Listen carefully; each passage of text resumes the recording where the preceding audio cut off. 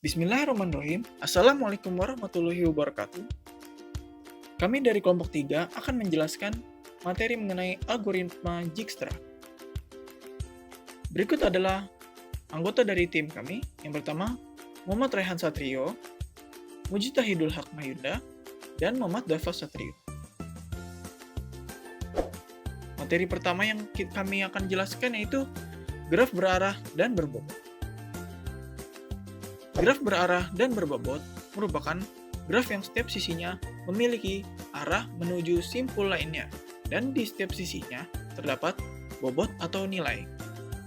Lalu bagaimana cara mengimplementasikan graf berarah dan berbobot?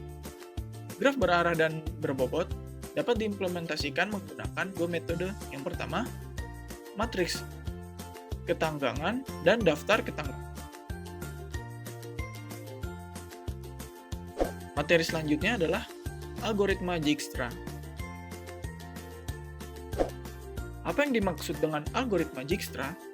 Algoritma Dijkstra merupakan algoritma yang dipakai dalam memecahkan permasalahan jarak terpendek untuk sebuah graf berarah dengan bobot garis yang bernilai non-negatif. Lalu bagaimana algoritmanya? Yang pertama, tandai semua simpul dengan tanda belum dikunjungi. Yang kedua, tandai simpul awal dengan jarak 0 dan simpul lainnya dengan tak hingga.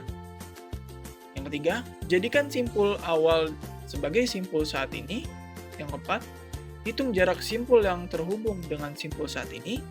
Yang kelima, bandingkan jarak dari beberapa simpul tersebut.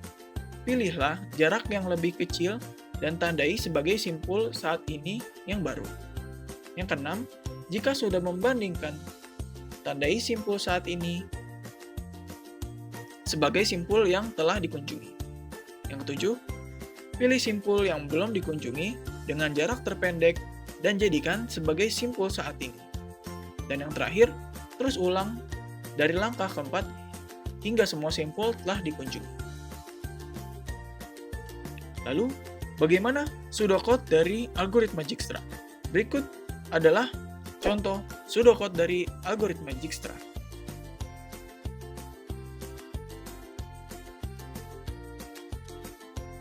Berikut adalah contoh soal dari algoritma Dijkstra. Ya, ini adalah contoh soalnya. Di sini gunakan algoritma Dijkstra untuk mencari jarak terdekat dari titik pusat S ke simpul yang tersisa pada grafik di bawah ini. Bisa kita lihat di sini terdapat graf berarah dan berbobot yang memiliki 6 simpul. Oke, kita di sini akan mencari jarak terpendek menggunakan matriks ketetanggaan. Caranya cukup mudah. Bisa kita lihat di sini simpul A ini yang menjadi awalnya. Lalu kita melihat hubungan simpul A dengan simpul B di sini bernilai 1, maka kita isi di matriksnya bernilai A menuju B bernilai 1. Lalu kita melihat hubungan antara A dengan C bernilai 5, maka kita tulis 5 di sini.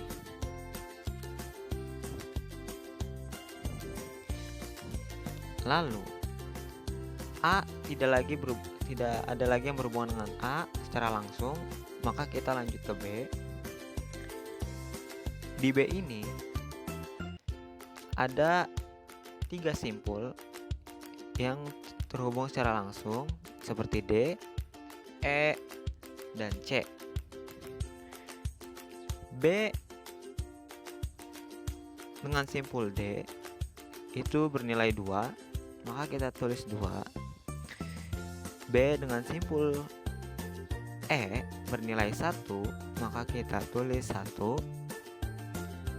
B menuju C bernilai 2, maka kita tulis 2. Lanjut, tidak ada lagi yang berhubungan dengan secara langsung dengan B, maka kita lanjut ke simpul C. Di simpul C kita melihat yang berhubungan hanya 1, yaitu simpul E.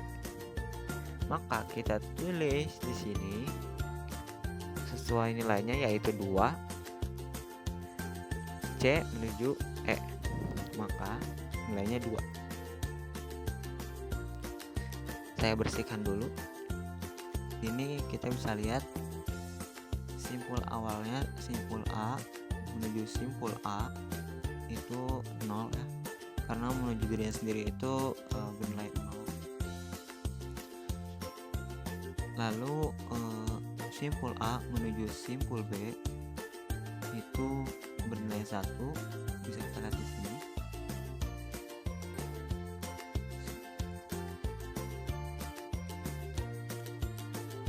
Lalu simpul C ini dari simpul A menuju simpul C di sini, berarti dia harus melewati jarak terpendek menuju simpul B lalu menuju simpul C. Jadi nilainya itu sisi AB ditambah sisi BC, jadinya 1 tambah 2 sama dengan 3. Lalu di sini menuju D, simpul A menuju D, kita mencari jarak terpendek, yaitu dari simpul A ke B yaitu 1, lalu simpul B menuju simpul D bernilai 2, maka itulah jarak terpendek dari yang lainnya, maka nilainya 3. Lalu simpul A menuju simpul E di sini kita mencari jarak terpendek juga dari simpul A menuju simpul B, ini nilai 1.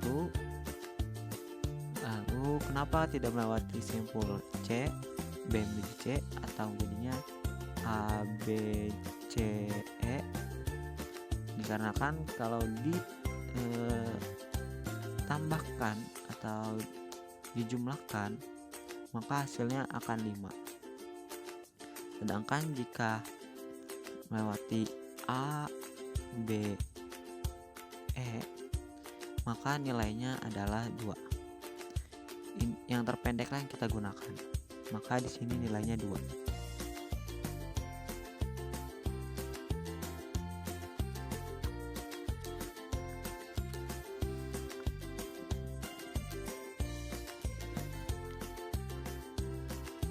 Lalu simpul A menuju simpul F, di situ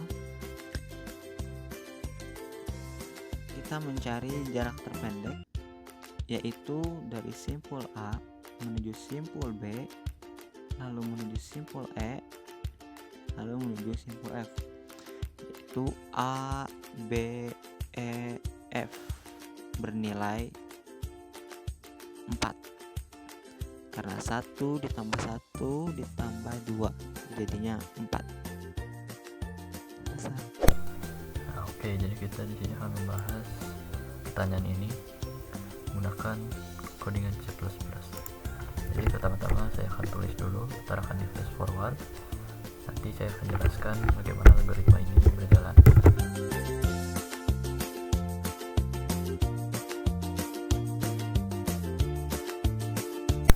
Oke, balik lagi. Nah, kita akan coba pertama. Nah, sudah ada jawabannya. 13324. Oke, pertama kita analisa. Nah, jadi untuk yang pertama ini kita bisa menggunakan dua library. Kita bisa menggunakan library bits dari stdc++.h. Ini juga biasa disebut library semuanya, karena kita nggak usah input semua library, atau kita bisa menggunakan library yang dibutuhkan saja. Itu yang ada strip dan climate. Climate di sini digunakan untuk inmax, untuk memberikan nilai integer maksimal ketika akan dijelaskan.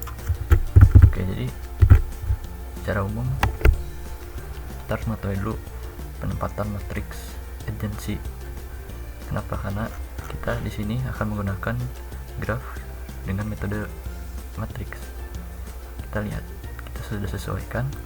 Nah, sedikit mengulang, jadi kalau kita misalnya ini adalah simpul awal, ini adalah simpul tujuan, jadi kalau misalnya A ke B 1 tapi akan A gak ada, jadi 0. Oke, jadi kita akan mengambil outline nya. Oke, jadi secara garis besar kita akan buat 3 fungsi, yaitu fungsi jarak minimum, fungsi algoritma Dijkstra-nya, dan min-main. Dalam min-main kita akan memanggil fungsi kedua, yaitu fungsi Dijkstra ke dalam min-main, dan di dalam min-main kita akan memanggil fungsi jarak minimum ke dalam fungsi Dijkstra. Oke, kita mulai dulu dari sini. Setelah kita buat grafnya, kita buat persis sama seperti ini.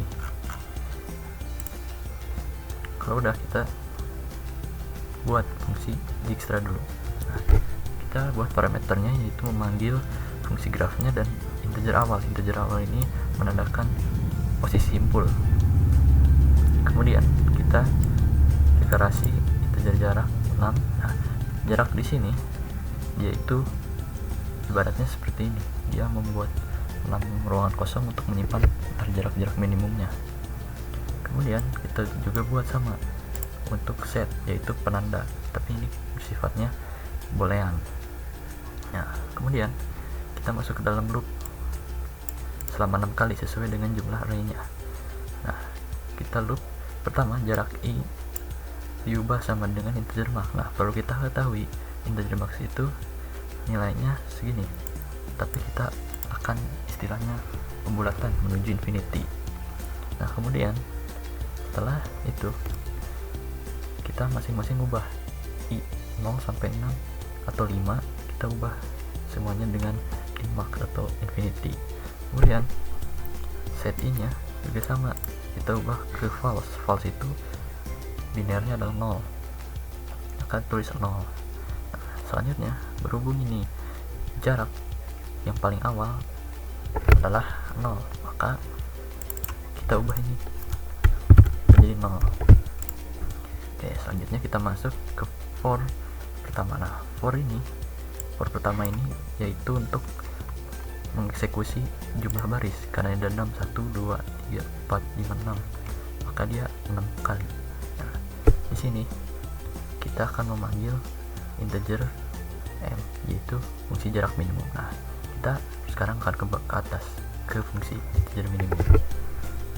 Di sini integer jarak minimum kita akan memanggil array dari jarak dan setnya yang telah kita deklarasi di Dijkstra, fungsi Dijkstra.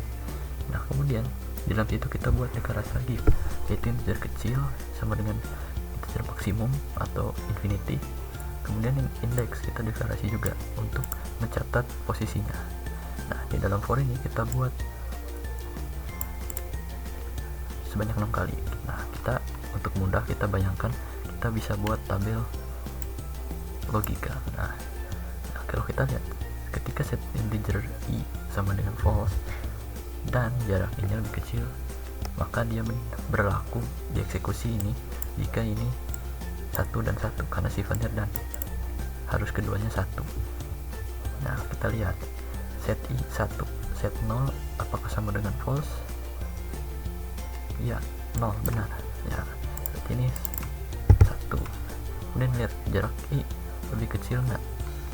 Jarak i itu 0, benar, jarak i itu lebih kecil. Nah, simbolannya pasti ini 1. Nah, maka ini bisa dieksekusi. Nah, sekarang kecil kita ubah. Nah, sekarang kecil yaitu sama dengan jarak i nya. Jarak i tadi kalau kita lihat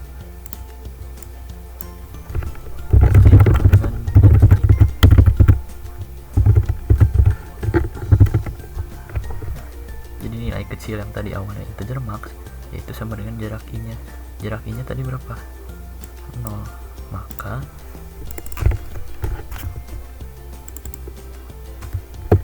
kecil sama dengan 0. Oke, selanjutnya kita ambil indeksnya ke berapa? Indeksnya adalah i, yaitu 0, karena ini iterasi pertama yaitu 0. Oke, selanjutnya masuk lagi iterasi kedua, nilainya 1. Kita coba 1, cek benar, oh benar, false. Dan selanjutnya kita lihat jarak i tahingga lebih kecil dari kecil kan tadi udah jadi 0, ternyata tahingga tidak lebih kecil, maka kesimpulannya ini adalah 1 dan ini false, dan ini false juga karena bersifat dan, jadi keduanya harus 0. Kemudian kita cek satu-satu terus menerus. Kalau secara logika, kalau kita melihat jarak i ini pasti akan selalu lebih besar karena kita lihat ini tahingga semua, sedangkan kecil itu 0, maka secara otomatis semua ini pasti sifatnya akan 0. Ini akan 0 yang iterasi ke sini, ini juga 0, ini juga 0. Nah, akibatnya apa? Kita akan mengambil indeks yang tadi, itu indeks tadi 0. Nah, nilai indeks yang 0 itu kita return. Nah, maka integer jarak minimum ini menampung nilai 0. Nah, kita balik lagi ke dalam fungsi Dijkstra ini. Nah, maka nilai integer m ini sekarang sama dengan 0. Dan ini berarti nilai set yang 0, karena m-nya udah 0, ini kita ubah menjadi true atau 1. Nah, setelah itu kita masuk ke dalam for kedua. For kedua ini yaitu kolom 1, 2, 3, 4, 5, 6 terus. Nah, di dalam ini ada sebuah logika lagi. Untuk membayangkannya kita bisa mencoba membuat seperti ini. Oke, jadi fungsi pertama yaitu iset itu harus not. Kalau kita lihat iterasi 0, isetnya adalah 1, sedangkan 1 jika dibalikan atau di not kan nilainya adalah 0. Nah, kalau kita lihat secara seksama ini semua adalah dan. Akibatnya kalau dan, maka jika salah satu ada bilangan yang 0, maka otomatis kesimpulannya adalah 0.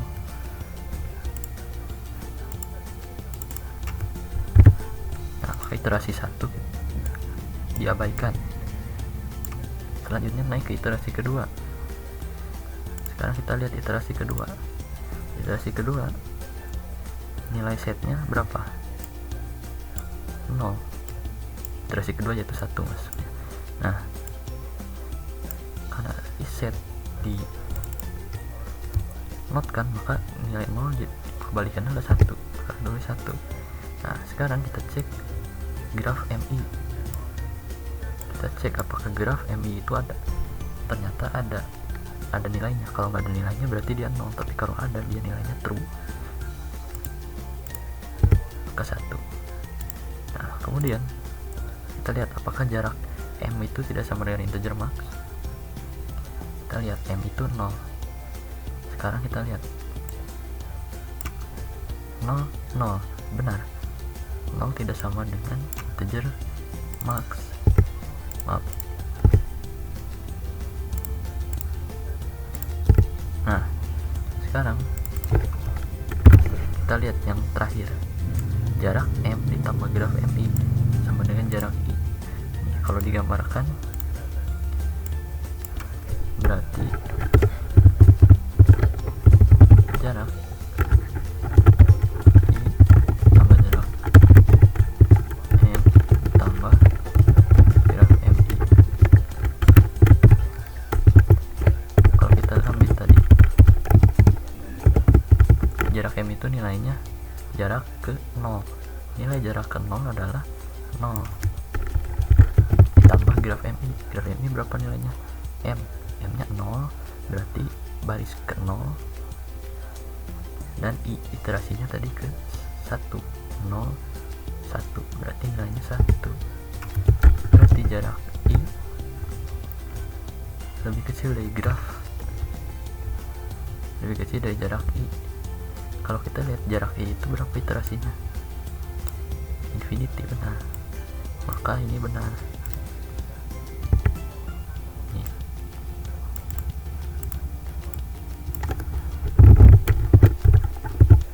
Maka simpulannya ini 1 karena semuanya bernilai 1. Selanjutnya kita ubah nilai jarak ini sama dengan M ditambah graf. Sama hasilnya, yaitu seperti ini 1. Maka nilai jarak I atau iterasi kedua di sini kita ubah menjadi 1. Nah, kita sekarang iterasi terus menerus. Kita lihat set kedua 0 sampai 5 pasti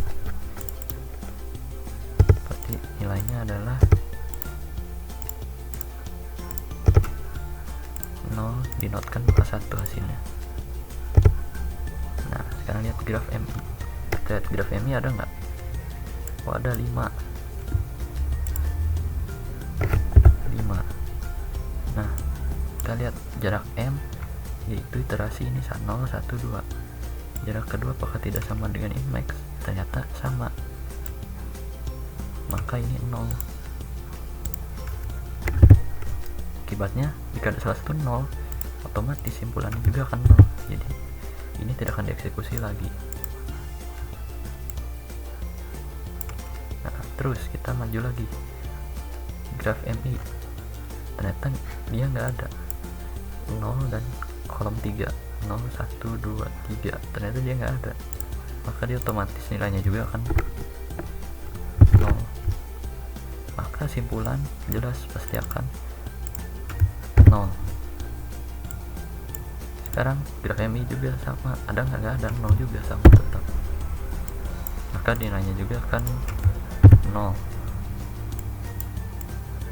Nah, sekarang sama yang terakhir 0 juga, maka otomatis 0.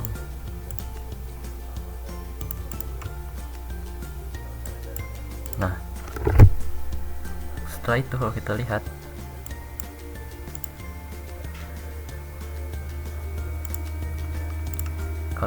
di sini, maka bisa diambil kesimpulan bahwa nilai jarak I yang pertama yaitu 1 kalau kita tadi jalankan.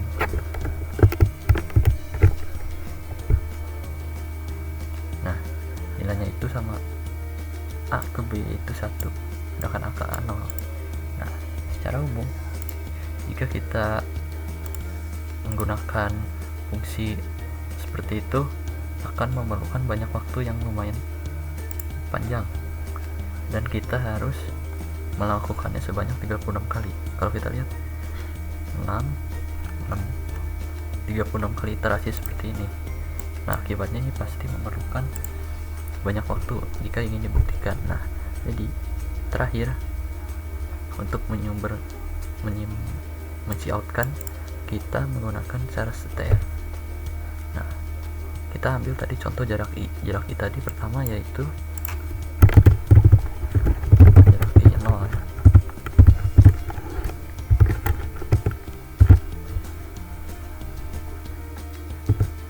Jarak I 0 tadi adalah 0. Jarak ke 1. Nah, di sini kita ambil contoh. Maksudnya apa? Cara seter 65 tambah ini. Nah, jadi maksudnya di sini itu kalau kita tahu kode ASCII itu untuk abjad dimulai dari angka 65. Jadi 65 itu ASCII yaitu sumberan A 6 berarti sumberan B dan seterusnya. Nah, jadi ketika I-nya 0, maka 65 tambah 0 1 berarti A. Nanti akan muncul simpulnya A yaitu 0. Terus dari sumber ke selanjutnya B yaitu 1. Nah, mungkin secara garis besar ini adalah codingan algoritma Dijkstra. Jadi codingan ini saya ambil dari dua sumber, tapi sumber yang pertama sama sumber yang kedua memang relatif sama. Yang pertama dari Geek4Geeks dan yang kedua dari edukatif.io. Secara garis besar saya hanya mengubah tata letak bahasanya saja sehingga menjadi bahasa Indonesia.